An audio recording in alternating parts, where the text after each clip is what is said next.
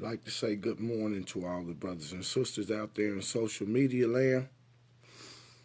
This is indeed a great day to be alive.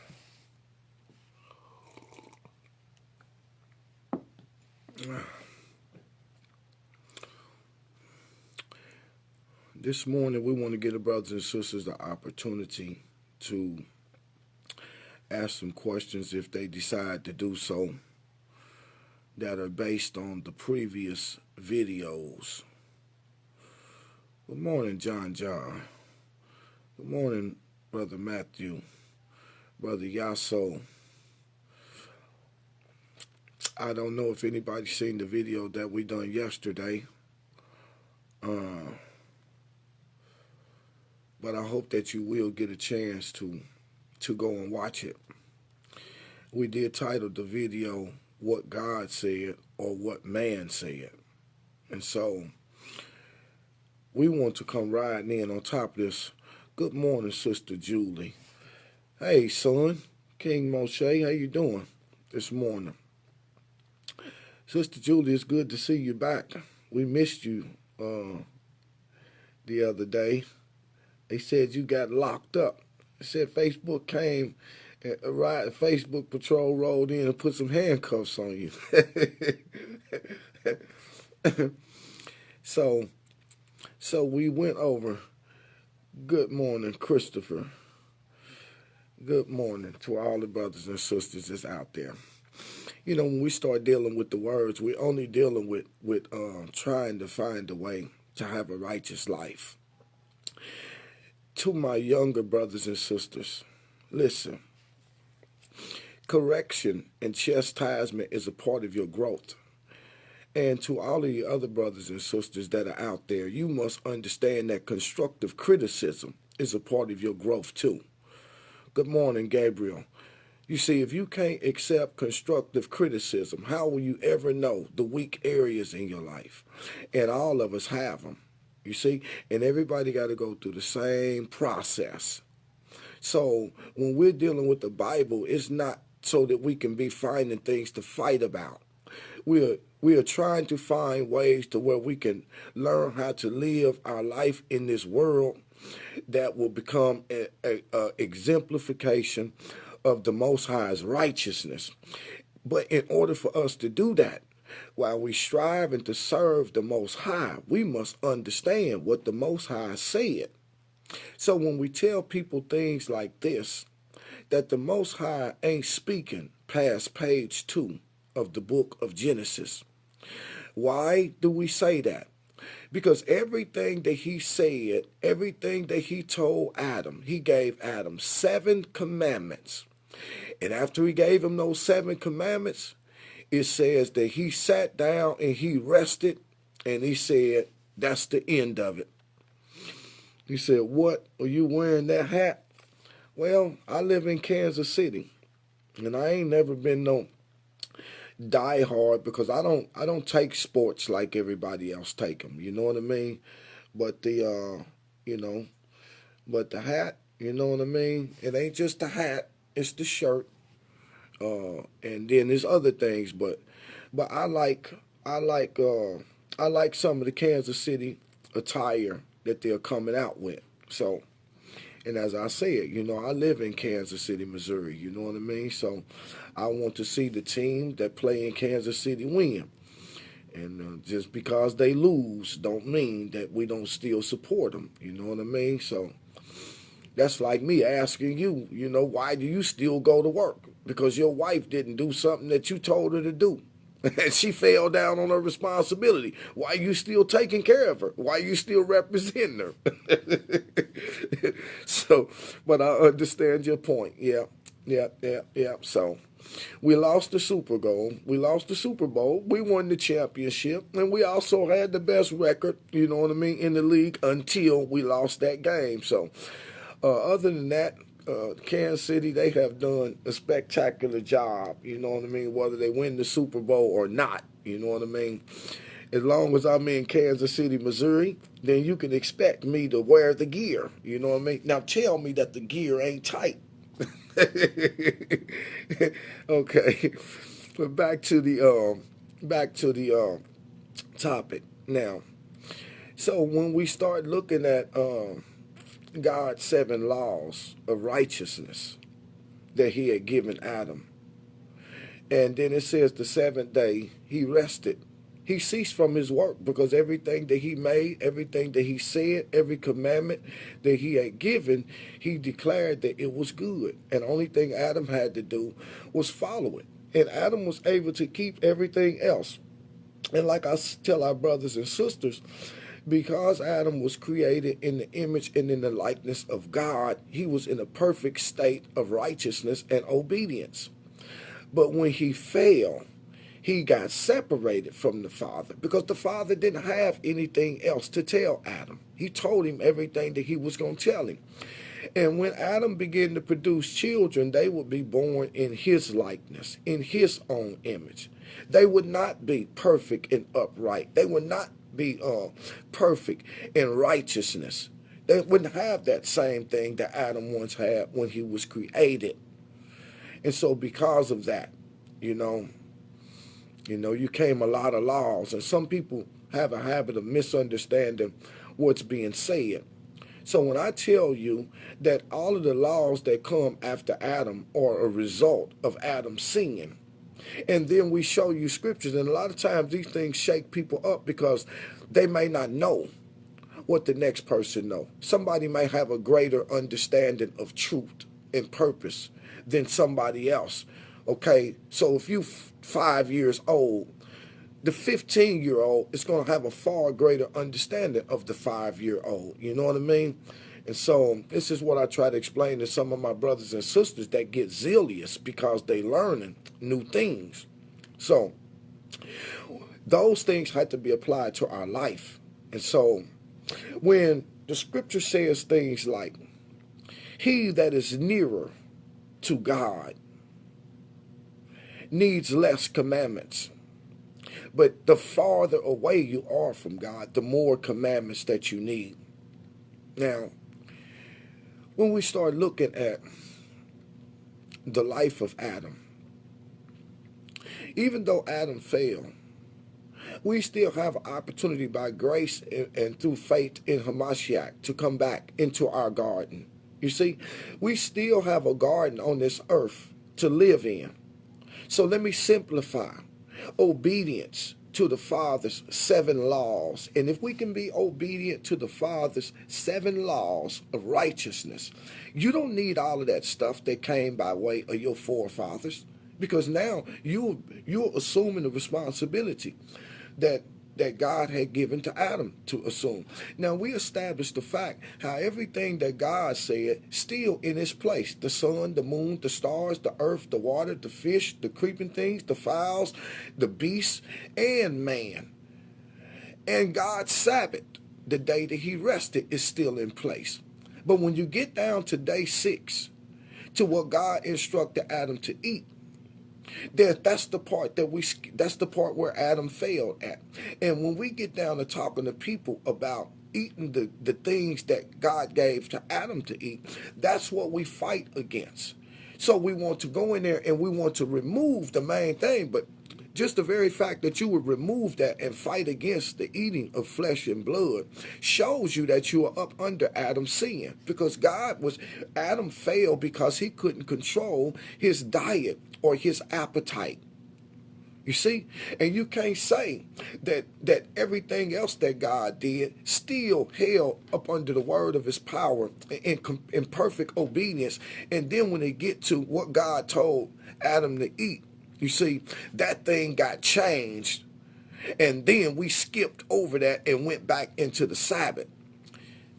That shows that we are still under Adam's sin, because we are born in his likeness and in his image. And the same thing that caused him to fall into sin is the same sin that we are up under. That is the one thing that has to get reversed. So when we start talking about looking at the 7 laws of the Most High's righteousness, it tells you that Moses came and gave the people, God gave Moses 10 commandments, but the people didn't get the 10 commandments. Because God said, Moses, get thee down. Your children have corrupted themselves. How did they corrupt themselves? How did they corrupt themselves? Moses never would let them eat flesh and blood, throughout the course of the wilderness. When they came to the mountain of God to receive God's righteousness, while Moses was gone, God told him, get thee down, your people, and corrupted themselves. And how did they corrupted themselves? They went back in what they learned in Egypt. They made a golden molten calf out of their earrings and out of their jewelry and out of their gold. And then they sacrificed God's animal, spilt the blood so that they could eat the flesh. And God himself said, your children have corrupted themselves. So when Moses got down there, those 10 commandments, those laws of life, the people never got, because Moses was furious and he broke the tablets. He broke the tablets of stone into pieces. But sometimes we do things, and Moses was a mortal man too.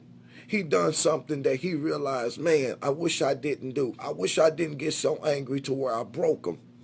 Now I must go back up to the Most High, and I must intercede on behalf of these people. I must intercede on behalf of them again. So when Moses went back, he said the people, they're not ready to receive it. I know they came out of Egypt. They don't know nothing but this culture, but they can't handle your words right now. Please suffer me. And to suffer me means to permit me or to allow me to give them other laws, that when the time is fitting and you send your son in the world and they are ripe for hearing your word, then they can receive the laws that they can't receive today. So Moses took those 10 laws that they didn't get and multiplied them by 100. You see, multiplied them by 10. And so what he did is he ended up with 90 laws in the absence of the 10 laws. He ended up with 90 laws that the people, that even though the people had them, it still wasn't what God wanted them to have. Because they didn't need the 10 laws from the jump if Adam never sinned. When the Pharisees and the scribes got them, they multiplied Moses' 90 by 100. They multiplied Moses' 90 by 10. So now you got all of these laws. And the Pharisees and scribes, the laws are innumerable. But the laws of the Son of Man are 7. The laws of God, the laws of the angels are 3. You see? The angel over the power of the air, the angel over the power of the sun, the angel over the power of the water. The laws of the angels are 3, but the laws of the sons of men are 7, because it was those 7 laws that the Most High had given Adam. And when we come to understand this, it is better to operate by what God had given us than to try to operate by what came as a result of a man singing, because you can't do it. Because it's not what God said in the first place. So for our life, let us take a look at the 7 laws that the Most High had given Adam. Because once the promised child came, he came to undo the sin that Adam committed, which was against the Father. The Messiah didn't come into the world for anything else other than to stop men from shedding the blood of God's innocent creation and eating them. That's the only reason why he came. And so once the altar was destroyed, the priesthood was destroyed, and the temple was destroyed, and now man had direct access back to God through the intercessor who came to destroy that thing. Jesus was the one that Moses spoke about that would come to complete the other half that he had no control of getting the people out of it. You see? And when we understand that, the Messiah brings us back into the garden of the life that we are living by faith. Let me show you. When God made the garden, he made everything in the garden, and he made it beautiful. And before Adam got there, it was no rain, no nothing. He made the garden where it took care of itself. And then he put man in the garden. So let me show you and what he told Adam. He told Adam the first commandment was to be fruitful.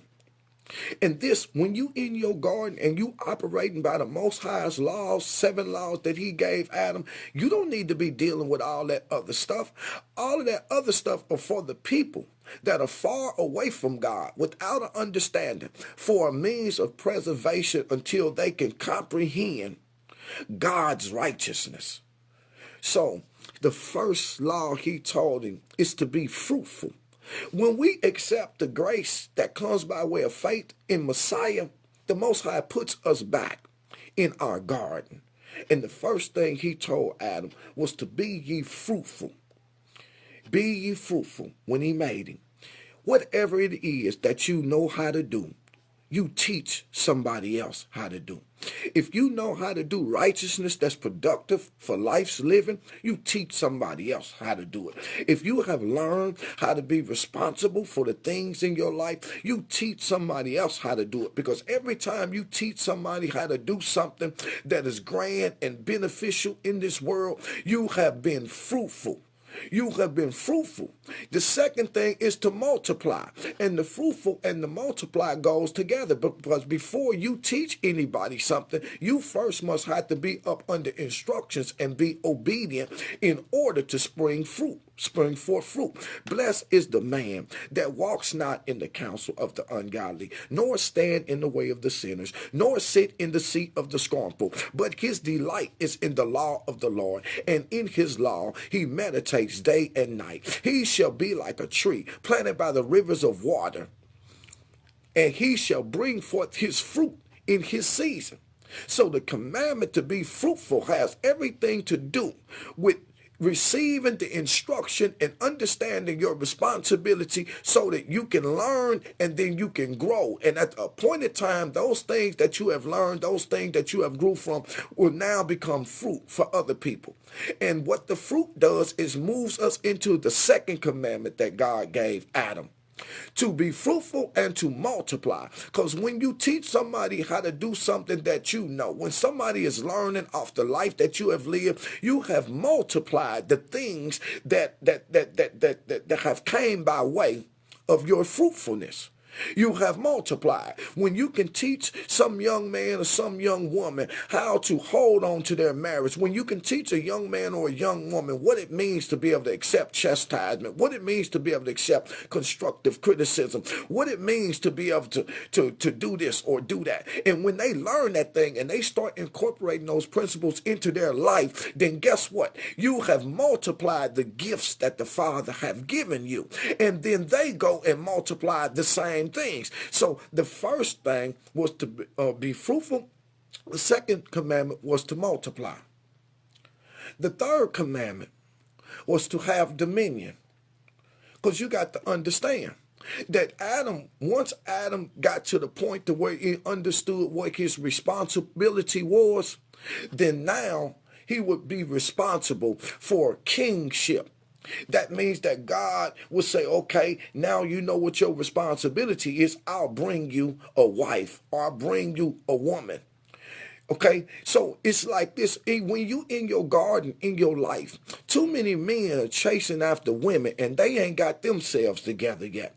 When God show you how to be responsible for your life, how to be obedient to him, how to have you a job, how to have you a house, how to have you a car, how to take care of your responsibility that been put in your care, then he'll say, okay, now that you can handle your responsibility, let me give you something that you can have dominion on. So God brought Adam Eve once he were able to till the garden and to take care of it and to dress it and take care of his responsibility. Now God gave him a woman, because through that woman will come the third commandment, to be able to have dominion. That means that I want you to have dominion, because now that you're being fruitful and now that you're multiplying, you're about to start having children. And now when you have your wife and you have your children, now you're going to have dominion. And dominion dominion is dealing with kingship or rulership or priesthood or something of that nature. You are going to now have dominion. And having dominion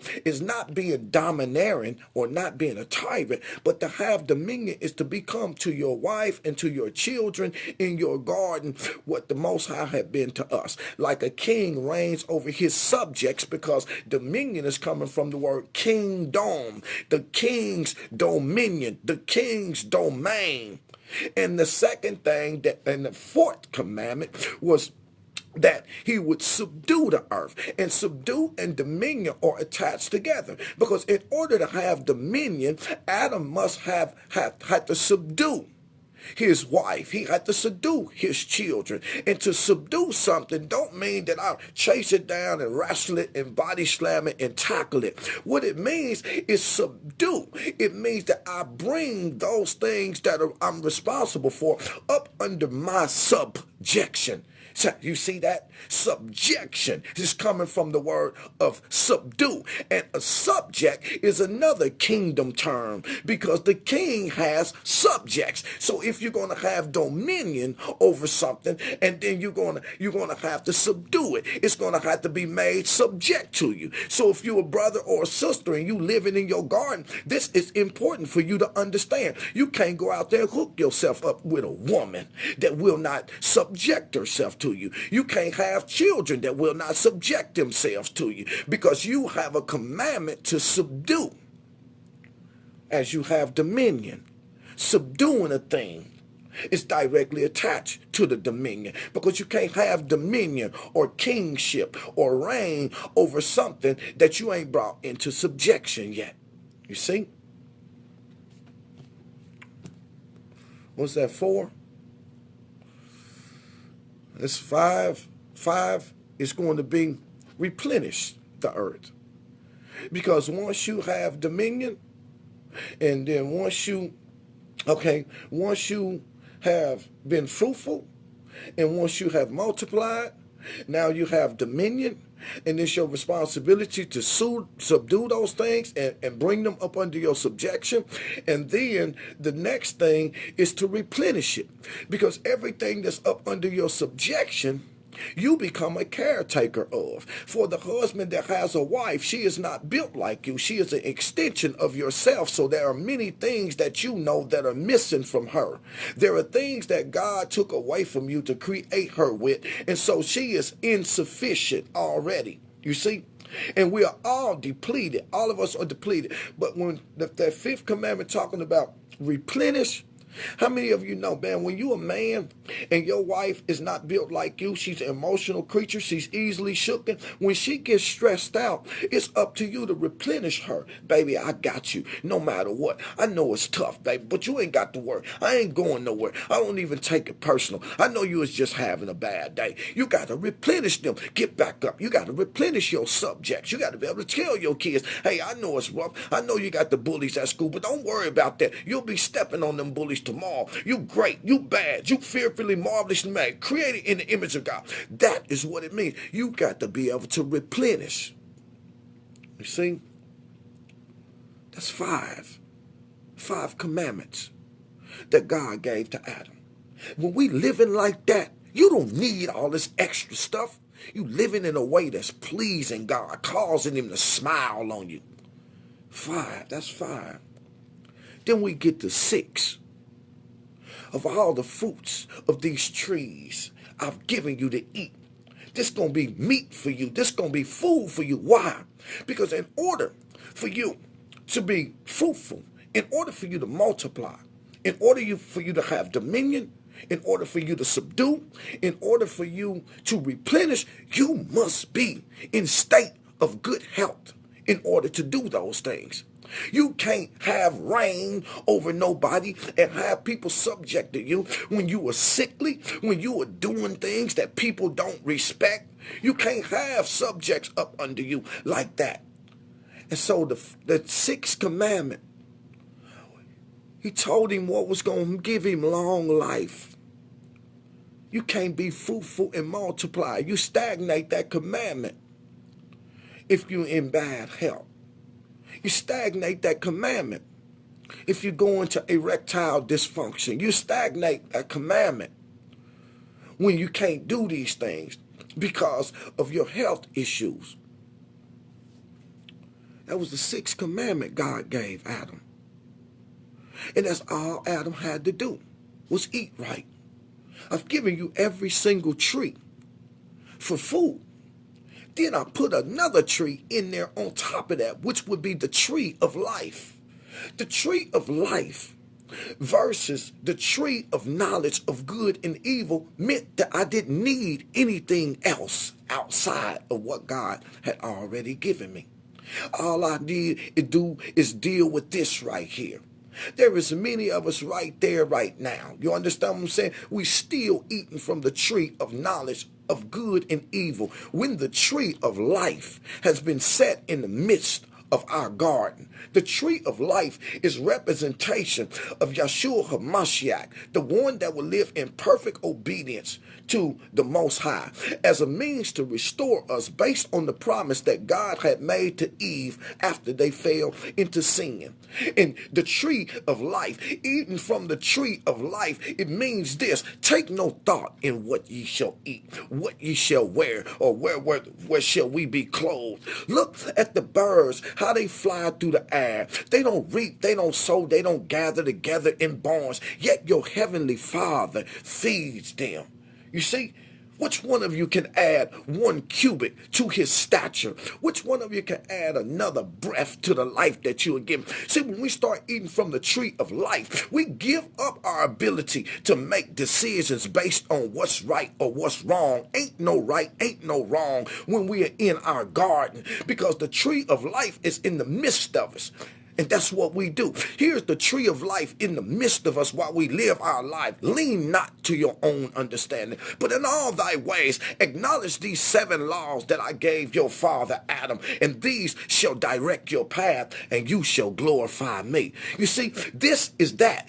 In the man's eyes, all of his ways are right, but the ends are ways of death. That's because when we start living according to the tree of knowledge, we think that we can bring about a good life based on the things that we learn or the things that we know. But how many of you know that when you're eating from the tree of the knowledge of good and evil, you can set out to make a decision or a choice in your life, and it can be a good one for you, but it'll turn out to be a bad one for somebody else. That's what comes from eating from the tree of the knowledge. There are many women and many men that have fallen down on their responsibility and said, you know, I think I can do bad all by myself. I think I need somebody else to be with. And so you make a decision based on where you at today, and you think it's a good decision. How many of you ever made a decision to the best of your ability and you knew it was good, only it turned out to be a nightmare? How many of you was forced into a situation that you didn't want to go into, and it turned out to be a blessing in disguise? See, you can't eat from the tree of knowledge of good and evil because no man has the capacity to govern his life in the way that God meant for it to be governed. Only thing we can do is try to govern our lives. And so you have 7 laws. In the seventh law, the final law was, thou shalt not eat from this, and the day you eat of it, you shall surely die. You see, Adam had everything that he needed. And when we start talking about Hamashiach, you look at what was contained in one of the noble contents that was contained in the letters of Paul. He said, by one man sin entered into the world, therefore sin and death passed upon all men. But by one man's righteousness, eternal life shall pass upon all men. You see, it didn't have nothing to do with what was right or what was wrong. It didn't have nothing to do because Adam's sin didn't have anything to do with us, yet it passed on us because we were produced in his fallen image. Yet when we put our faith and our trust in Yeshua HaMashiach, that righteousness don't have anything to do with us neither, but it is passed on to us because his main objective was to restore us back to the place where our father fell. You see? And everything else was just part of the process. Everything else was just a part of the process. So you in your garden right now. But you can't be in your garden talking about, I'm governing myself according to Levitical law, when Levitical law didn't come from God.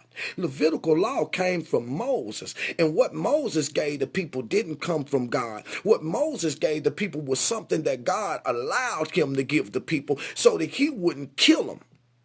But that wasn't what God gave him. You see? And I'm trying to tell my brothers and sisters all the time. So me and one of our brothers got into a discussion this morning how the Most High says, be ye perfect as I am perfect. And I say there's too many scriptures in the Bible that tell you there is none that doeth righteousness and not evil. There is none that is righteous and not wicked. There is none. There is no, not one, over and over and over and over. So I say you got to question that. What does that mean to be perfect? You have to go all the way back to the state that Adam was in when God created him. Because he was created. When God say, be ye perfect as I am perfect, he talking about coming back to the garden.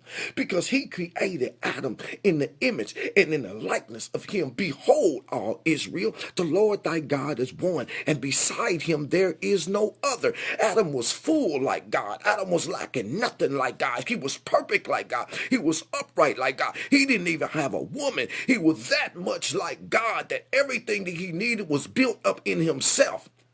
And then God looked at the animals and declared, it is not good for man to be all one like me.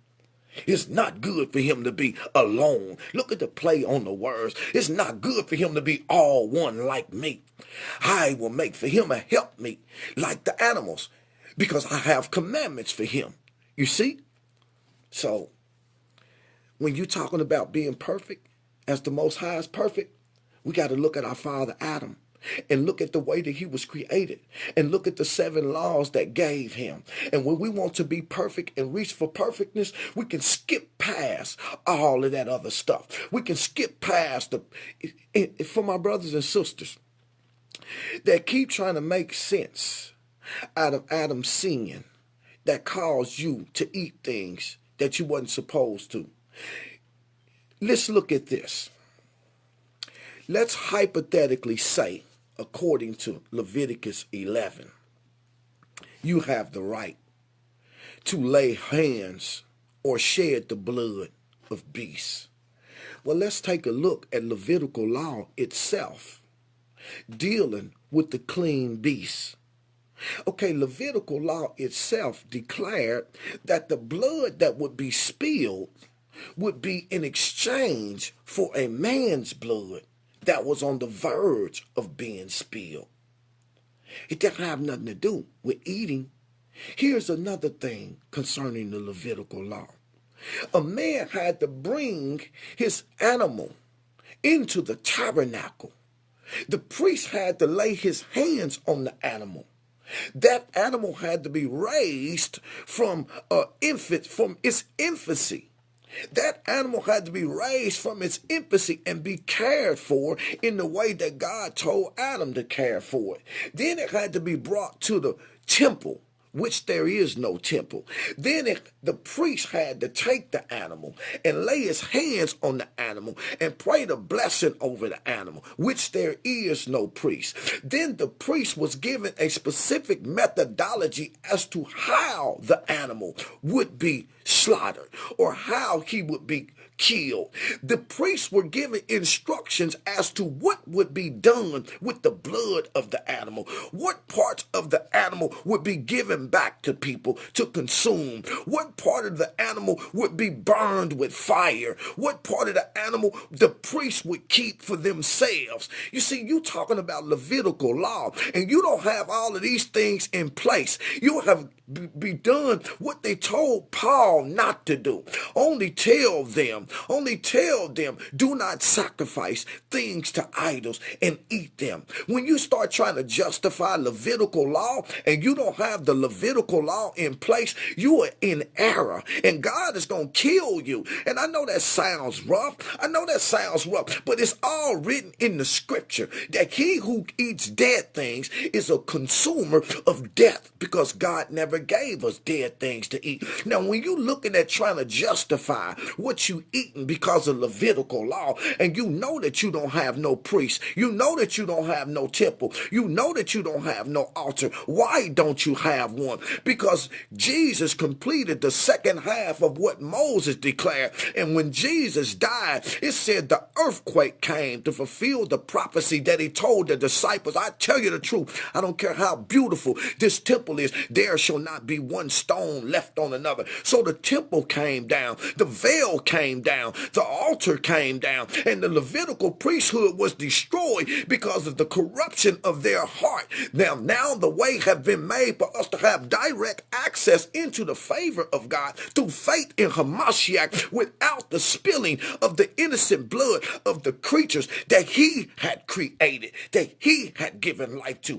that he had given a commandment to. In the beginning was the Word, and the Word was with God, and the Word was God, and the Word, everything that was made by him, and without him was not anything made that was made. And the Word became flesh and dwelt among us, and we beheld his glory, the only begotten of the Father. You see, Jesus is the one that declared, let us make man in our own image and in our own likeness. God is responsible for creation. God said, God said, God said, God said, God said. But when it got to man, it was let us make the man in our image, in our likeness. By him were all things made, and without him were not anything made that was made.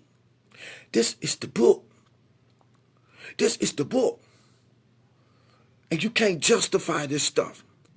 And then you have to also understand the terminology of canon. Canon, which means rod, rule, stick, reed, anything that you can measure a thing by. When the Israelites had failed, the Greeks got a hold to their scrolls. It was the Greeks and the Romans that began to compile the books according to their customs, according to their ideologies. And that canon was a Greek terminology that came from there. And there you can find that even contained within the framework of the word canon, that no matter how noble the contents of our scrolls were, they were left out because they couldn't canonize anything that belonged to us and then it go against their culture. So what they had to do is they tweaked it. In every place that it came to the diet, they made it go against God, not as a means to keep God's people stuck in their father's sin. So when you see things like Jesus, he desired to eat meat, he desired to eat flesh, he desired those things, you got to understand that because of canonization, they left the noble contents out that would tell you that the Most High told Mary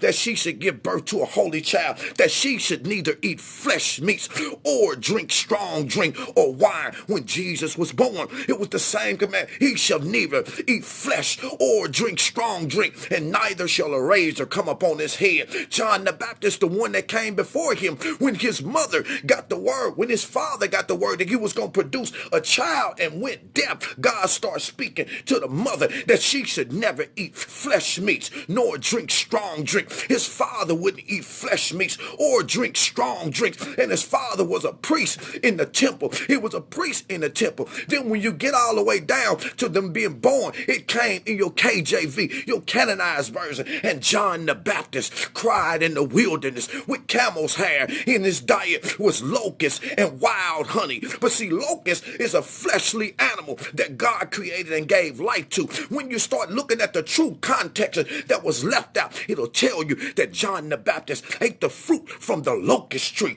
and ate wild honey. When you start looking at the miracles that he did, and he sat on a hill and they said, send them away because we ain't got nothing to feed them. This is a desert place. This is a desert place, and we need to see them. Okay, feed them there. Where we gonna go to buy bread from? He didn't say where we gonna go to buy steak from. Where we gonna go see what you got. Here's a lad that got 2 fish and 5 loaves of bread. That's the canonized version from the heathens that compiled our scrolls and made them move according to their culture to keep the true people in sin, because everything got to line up with what God did in the garden with the fruits, the trees, the vegetables. Henceforth, our true holy scrolls declare that he fed the people with 7 clusters of grapes and 6 barley loaves. That's a precept that goes right there on top of what God did in the garden. All of these things that are in there, they're in there for a reason.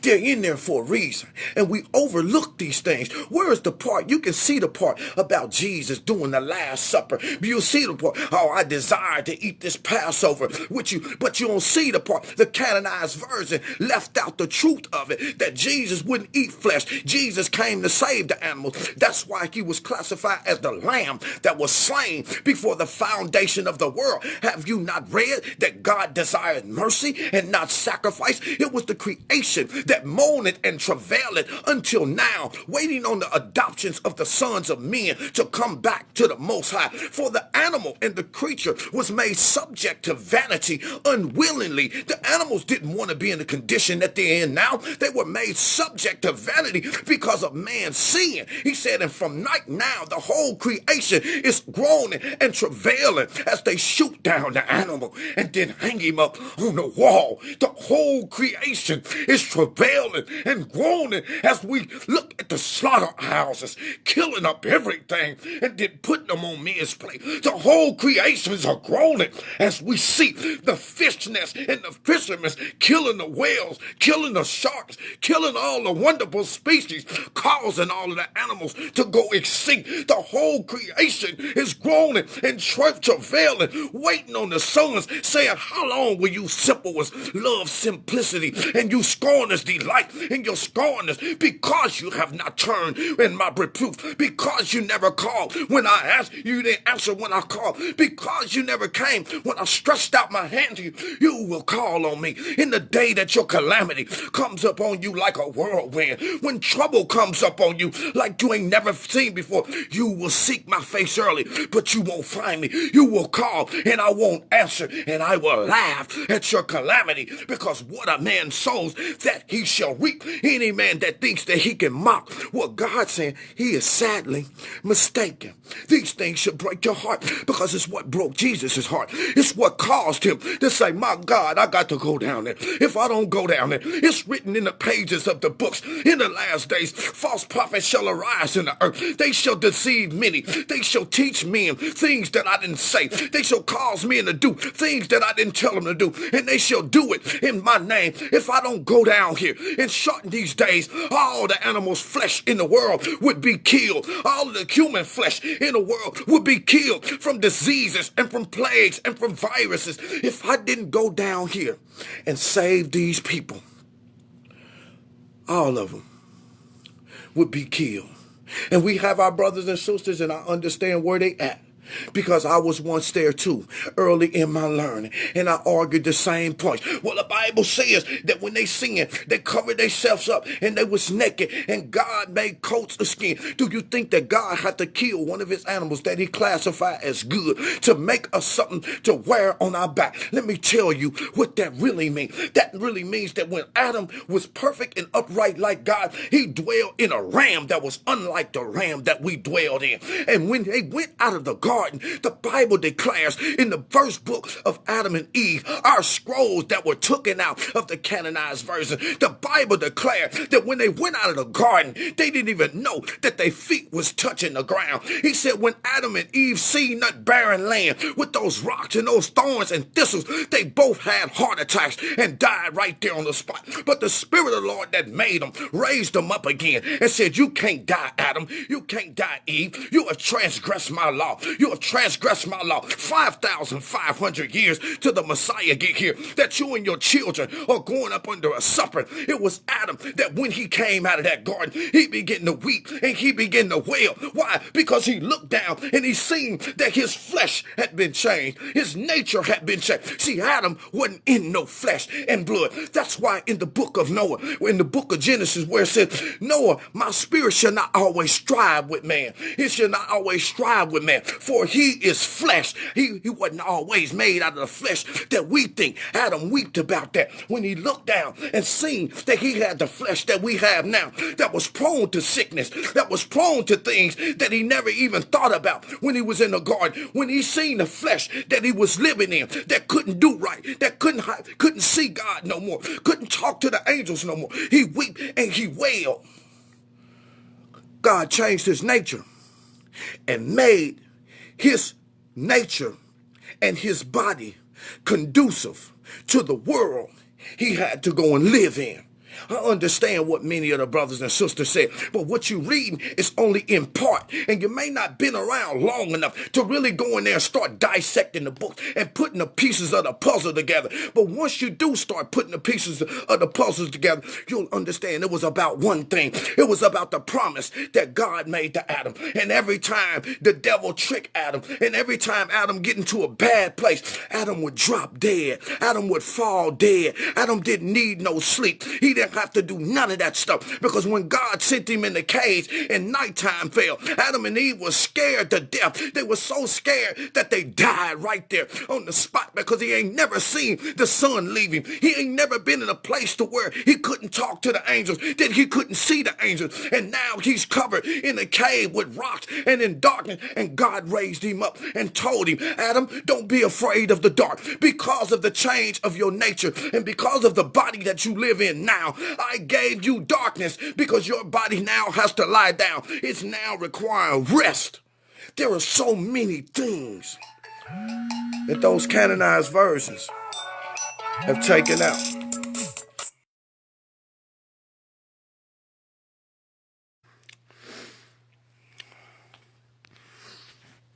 So, and so I try to get some of the brothers and sisters. So what we're going to do is we're going to focus on the fact that we are in our garden now. We are in our garden. Just come back to the 7 laws of the Most High and quit trying to keep all of that stuff that God didn't give them. The evidence that God didn't give them all of that stuff is the Messiah. So how can you say that you believe in Jesus and you still trying to hold on to everything that's contained in the Torah? Haven't you read that the pen of the scribe was in vain? They written things down that the Most High didn't say.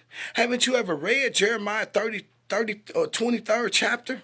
Woe unto them who prophesy according to their own mind, saying God said it, saying God said it. When you can find what God said on page 1 and page 2. And after that, you ain't going to find nothing that God said. What you will find is some man saying what God said, but the prophets already told you that many was going to say, God said, God said. Look at what Paul did. Paul said, God said, or Jesus said, Jesus said. Jesus said it was finished. If Jesus said it was finished, what do you think he did? Got to the right hand of his Father and said, oh my God, Father, I forgot about Paul. I know I already chose my 12, but I meant to get him while he was down there. Do you think that that's how it went? Do you think that that's the scenario that he went through? No, it wasn't the scenario. But see, the Most High is the same as he. You know what Paul represents in this particular hour? Paul represents the other tree that was in the garden that you wasn't supposed to eat from. And those that are eating from that particular knowledge, they are going to do evil against God. So, especially when you don't know what's contained in the Old Testament. So, peace and blessings on everybody this morning.